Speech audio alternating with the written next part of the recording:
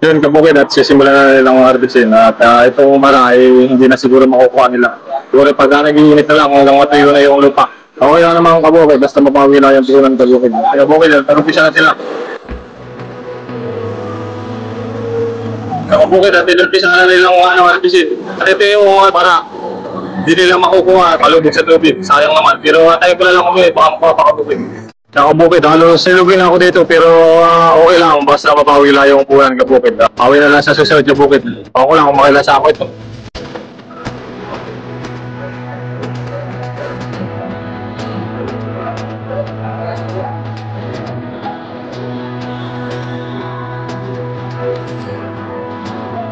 Ikaw na lang si Karjay, kabukid. Sayang oh. Kita. Sayang ito.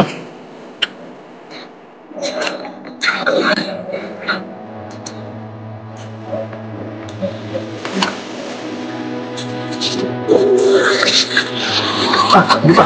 Bulas. Basang-basa eh.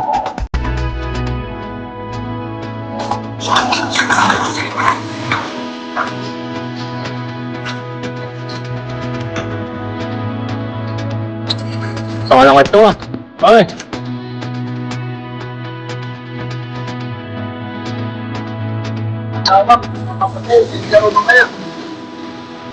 Ay, ako naman oh. Dami. Tambakan sa harvester.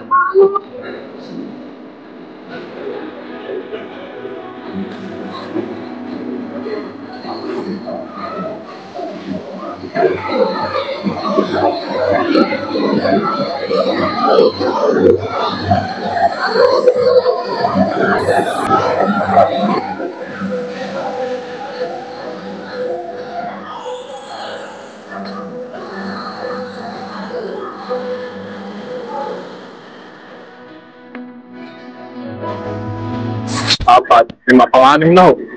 Apat, lima panganim. Apat, lima panganim. Nabungyo. Mayakaw. Nabungyo. Mayakaw.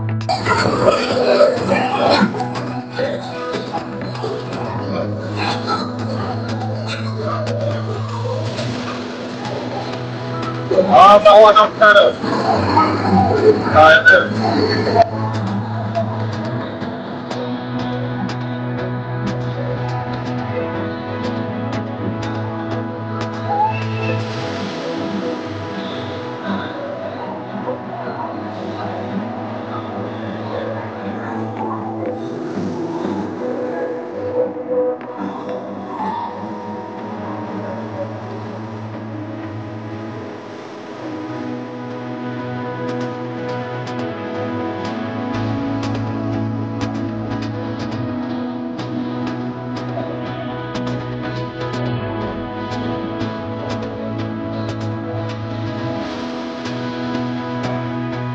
Yung kabukid at sobrang bigat ng palay at basa. Kaya nahirapan yung nag-doon ng kabukid. Ang 12 pa lang ngayon. Talagang tilugi tayo ngayon. Sabi ko nga lang kabukid basta mabawi lang yung puunang ko ay okay na.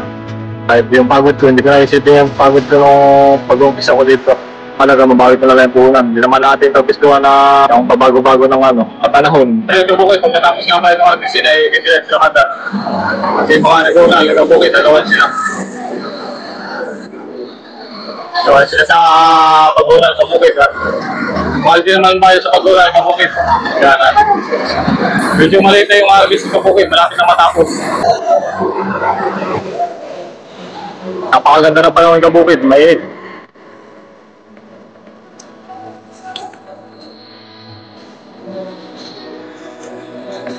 Yung kakaunti na kabukid yung harvestin.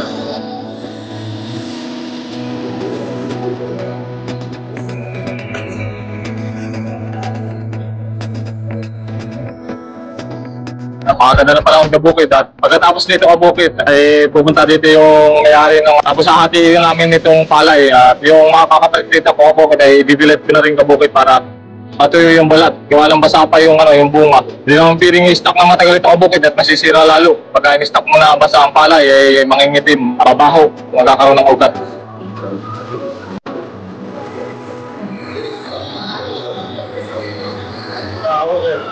Okay.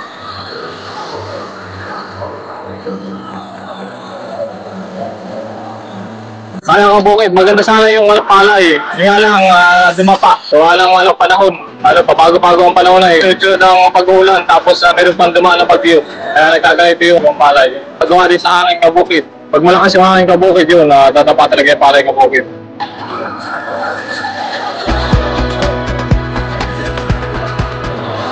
Yan, tigil ko.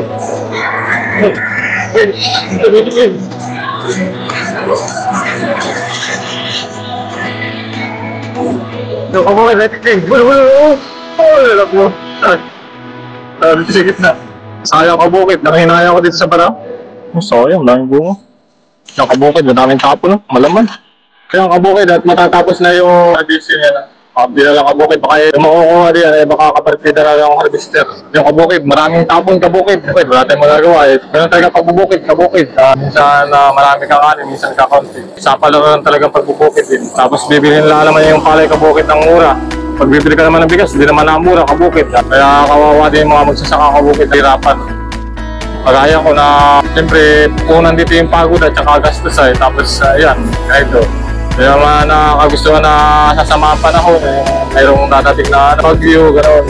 Yung kabukid, at hanggang dito na lang ang video at mamaya ito na sa pagpapartida ng palay kabukid. At yung nakahuli siguro kabukid na inaharvest ay ano na yung kabukid. Kumbaga sa partida na ng harvester yun, tapos na kabukid. Sayang kabukid, maraming tapon pero okay lang, bawi na lang sa susunod kabukid.